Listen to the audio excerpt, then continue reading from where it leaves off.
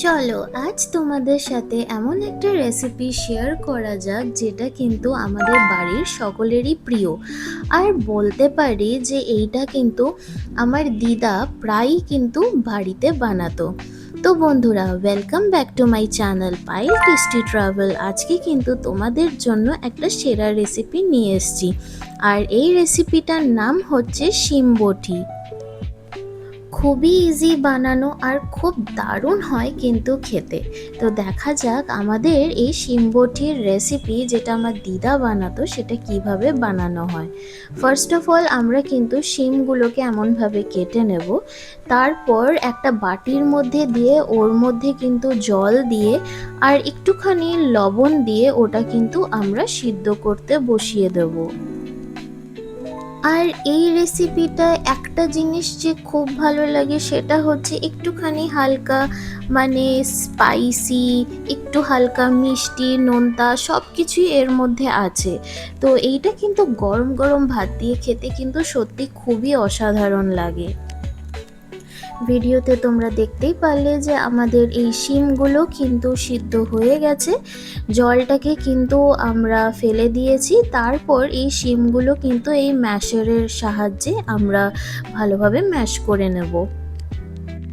তোমরা অনেকেই জানো যে আমরা প্রমিস করেছিলাম যে মানে দারুণ যে রেস্টুরেন্ট স্টাইলের রেসিপিসগুলো আছে বাড়িতেও ওগুলো তোমরা কিভাবে ইজিলি বানাতে পারবে, একেবারে একদম মিনিমাম ইনগ্রিডিয়েন্টস দিয়ে হোক, কি ওই ওয়ান পট মিল টাইপের, বা একেবারে সহজভাবে কিভাবে বানাতে পারবে সেটা কিন্তু তোমাদের সাথে শেয়ার করব।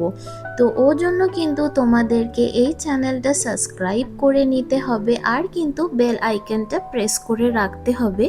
তাহলেই কিন্তু এমন টাইপের দারুণ দারুণ রেসিপিগুলো তোমাদের নোটিফিকেশনে পৌঁছে যাবে উইদাউট এনি ডিলে।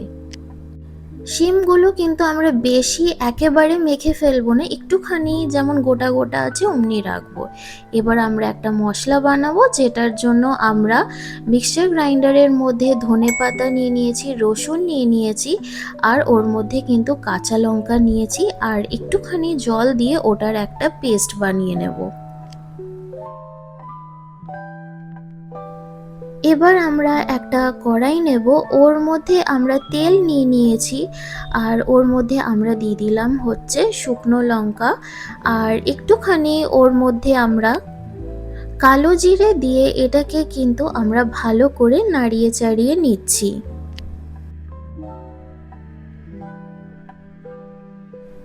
তারপর এই তেলটার মধ্যে যে শিম বটিগুলো আমরা হালকা করে ম্যাশ করে রেখেছিলাম ওগুলো কিন্তু এর মধ্যে দিয়ে দেব।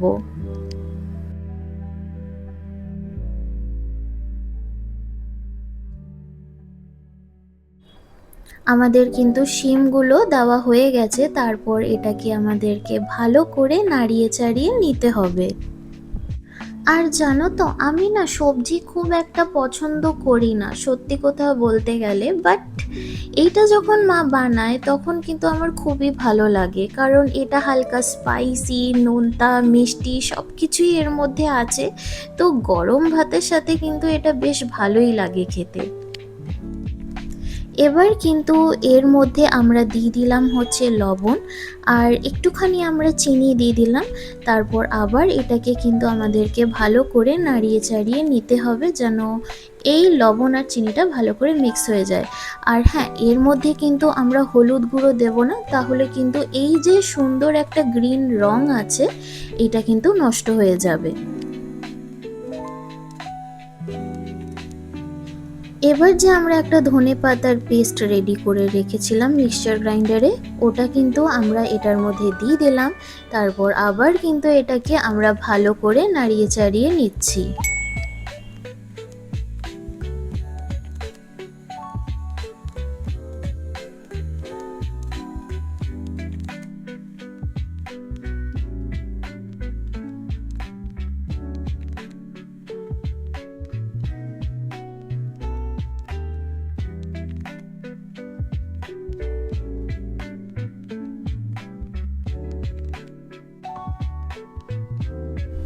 শিম বটিটা একটুখানি ভালো করে শুকিয়ে নিয়ে তারপর ওর মধ্যে একটুখানি আমরা জল দেব, বেশি জল দেব না।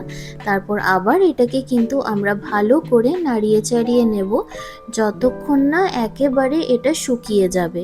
আর হ্যাঁ, এটা একটুখানি আমরা ঢাকা দিয়ে ভালো করে সিদ্ধ করে নেব। আর ঢাকা খুলতেই তোমরা দেখছো যে একটুখানি এটা জল ছেড়েছে। আবার কিন্তু আমাদেরকে এই জলটা কিন্তু ভালো করে শুকিয়ে নিতে হবে, একেবারে ওই মাখা মাখা যেমন আমরা বাটা বা ভর্তাতে এক্সপেক্ট করি অমনিভাবে কিন্তু এটা আমরা বানাবো।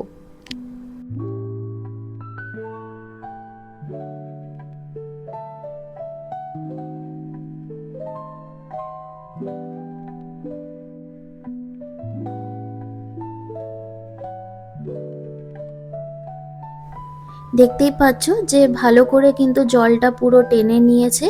এবার কিন্তু আমাদের এই ভিলেজ স্টাইল শিম বটি is ready. And if you like this recipe then please do like and subscribe my channel and press the bell icon for more such amazing recipes. আরও কিন্তু দারুণ সামার রেসিপিস তোমাদের জন্য আসতে চলেছে, তো তোমরা কিন্তু এই চ্যানেলটাকে সাবস্ক্রাইব করে নিও আর কিন্তু বেল আইকনটা প্রেস করে রেখো, তাহলে কিন্তু এই দারুণ ডিশের নোটিফিকেশনগুলো তোমাদের কাছে চলে যাবে। And thank you for watching my video. আবার দেখা হবে তোমাদের সাথে নতুন রেসিপি নিয়ে। Bye everyone, have a good day.